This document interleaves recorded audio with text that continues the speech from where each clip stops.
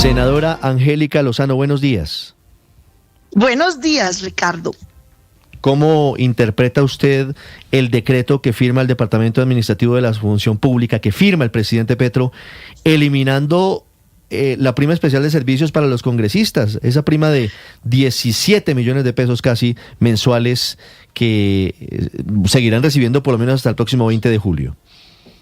Pues el decreto es un camino que nunca se había previsto. En estos 10 años hubo 18 proyectos en el Congreso, 12 de reforma constitucional y 6 de proyecto de ley, de modo que el decreto sí es algo no previsto, novedoso. Personalmente celebro y acompaño la decisión porque esta lucha la comenzamos y la hemos dado en todos los escenarios de todos los partidos. Además quiero resaltar eso, los proyectos han sido de autoría de todos los proyectos y la última vez el Senado logró aprobar con muy pocos votos en contra, creo que 2 o 3, aprobamos eliminar la prima mensual, que es diferente a la semestral de quienes tienen la fortuna de un trabajo formal. Fue en la Cámara que se hundió al final del trámite. Luego de ahí tal vez fue que el gobierno dijo, por aquí puede ser, y la sorpresa la guardó para esta época de campaña, donde igualmente es válido que lo emita, porque aquí el tema es la causa y sí. Pero es llamativo que lo haya guardado para esta temporada. Ya le voy a preguntar sobre las posibles motivaciones políticas electorales del timing del decreto publicado justamente en época electoral. Ya le voy a preguntar sobre lo que significa este camino que puede ser riesgoso. Pero antes yo quiero preguntarle porque la narrativa, lo que se ha dicho por parte incluso de algunos simpatizantes del gobierno y de otros sectores, es que al Congreso no le interesaba que sus congresistas directamente se bajaran los sueldos. Veo 18 intentos fallidos por bajarles el salario a los congresistas. ¿Realmente esa fue la causa? ¿O podría haber eventualmente otro tipo de motivaciones detrás de que se hubiera intentado tantas veces y no hubiera podido salir adelante vía Congreso? Porque al final lo que hay aquí es un decreto del gobierno nacional, del presidente de la República. Pues la motivación de quienes pusimos esto en la agenda, yo le confieso, cuando yo llegué al Congreso y vi el salario desproporcionadamente alto frente al del ciudadano raso que paga impuestos, que se esfuerza, que está en el rebusque institucional, pues no se me ocurriría otra, de reducir la brecha, de cerrar esa diferencia, de bajarlo, y por eso empezamos los proyectos de ley. Y cuando se hundieron 8 veces, no solo de bajar los salarios, sino de otras iniciativas de rendición de cuentas, de transparencia, antimermelada, fue que intentamos en las urnas con la ciudadanía, y fue un logro colectivo, por encima de todas las diferencias y colores. 5 millones de firmas nos llevaron a 11.700.000 votos en el 2018 a la consulta ciudadana que incluía este número. Le pegamos en el palo, se necesitaba el 33% de participación, logramos el 32%, y reitero, ese logramos colectivo por encima de todas las diferencias. Entonces, en el Congreso, 10 años de intentos. ¿Por qué no pasó? La última vez el Senado sí lo aprobó hace año y medio, luego fue en la Cámara que se tomaron el año restante de trámite y se hundió, y era justo esta fórmula, eliminar esta prima.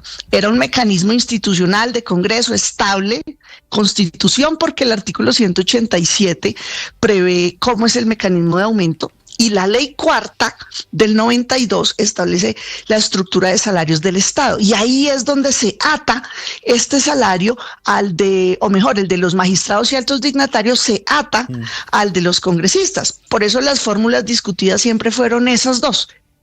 El 187 de la Constitución y la ley cuarta. Por eso sorprende, digamos, el decreto, y pues país de abogados que somos, entonces claro, acá habrá debate. No, exacto, y seguramente habrá demanda, senadora, y quiero preguntarle sobre esos efectos, porque lo que está haciendo el gobierno en la práctica es vía decreto modificar una ley. La ley cuarta del 92, como usted lo dice, efectivamente ata las ganancias de los congresistas, que no el salario, a los salarios de los presidentes, a los magistrados de las altas cortes y a los altos cargos como fiscal, procurador, contralor, pero de ahí registrador, pero de ahí se derivan de los magistrados, claro, pero de ahí se derivan además los sueldos. Esos salarios son la base para calcular, por ejemplo, el sueldo de los magistrados de tribunal. Entonces, al final esto tendría tendría un efecto cascada que podría eventualmente caerse ante una demanda. ¿Cómo ve usted ese camino? Porque usted dice, no lo veíamos en el panorama, no veíamos venir que fuera vía decreto. Nunca se habló de decretos. ¿Cómo ve este riesgo de que eventualmente esto se caiga por cuenta de lo que estamos diciendo? El gobierno vía decreto modificando una ley de la República. Pues un decreto es más frágil. Exacto. Un decreto es de un gobierno y por eso el camino siempre fue Congreso, que al ser institucional, pues rige para todos a partir de su promulgación y era más blindado. Entonces, país de abogados, sin duda, pues habrá controversia jurídica y pues serán los jueces los que definan.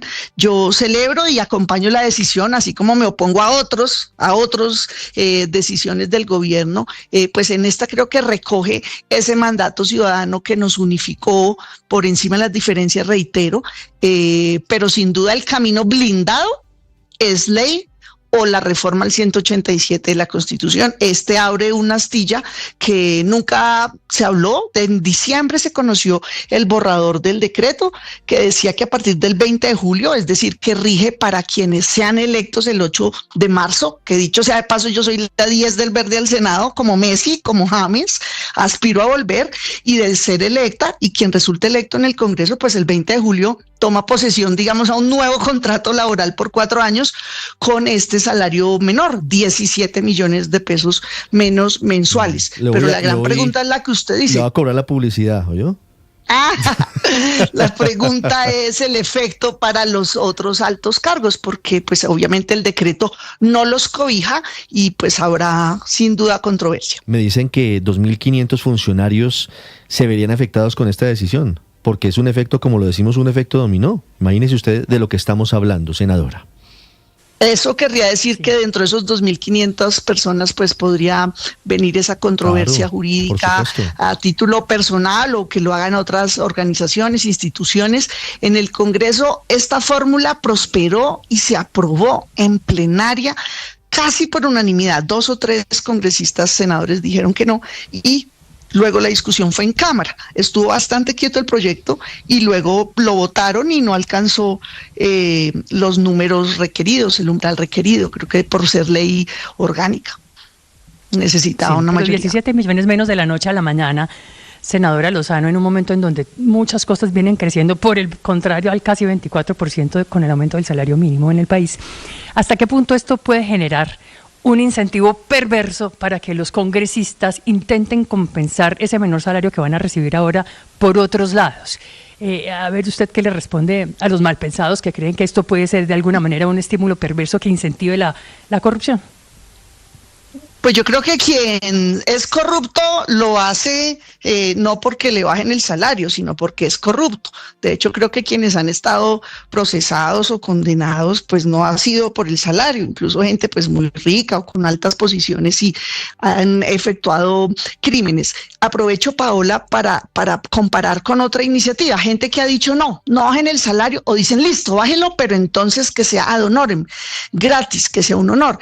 Eso sería muy perverso, porque sería solo para personas pues tan millonarias que pudieran, entre comillas, trabajar gratis, y pues la realidad es que nadie puede darse el lujo de trabajar gratis. Luego sería para cooptar una instancia que regula, que decide, que reglamenta, lo que sería peligrosísimo. Yo creo que este elemento, yo estoy convencida que el próximo Congreso, en el primer año, no importa quién gane el gobierno, va a haber por fin una reforma política. Este despelote que hemos visto de 35 partidos, de 91 comités de recolección de firmas, la dispersión, la confusión, el umbral bajito, yo creo que va a llevar a que haya una reforma política, y ahí que el salario baje puede estimular que pasemos a un esquema de primarias para armar la lista, o incluso de listas cerradas, que esa es una gran discusión y lo vemos ahorita, por ejemplo, cuando las listas, digamos, de los extremos más caracterizados del pacto histórico del Centro Democrático son cerradas. Yo creo que hay ambiente, y este es un elemento que yo creo desde adentro va a ser determinante, por ejemplo, para ese salto a una sola jornada de primarias de todos los partidos, para que nadie se cuele en otra, ni hagan cambalaches de venga, vota por mí aquí en octubre y luego en marzo sí, cada quien a su rancho. Claro, cada quien para su rancho. Senadora, le pregunto ahora por el tema electoral, el tema de los posibles intereses del gobierno de impulsar a sus candidatos al Congreso y a la presidencia. La vi discutiendo con el ministro de Trabajo, Antonio Sanguino, en redes sociales sobre eso. Y usted se preguntaba, ¿y por qué si podía haberlo hecho vía decreto desde el comienzo del gobierno, solamente lo hace cuando estamos a 46 días de las elecciones? ¿El timing a usted también le coincide con el hecho de que esto tiene fines electorales del gobierno? Pues mire, la gasolina ha subido 8.000 pesos y ahora mágicamente, ahorita en elecciones va a bajar 300 pesos.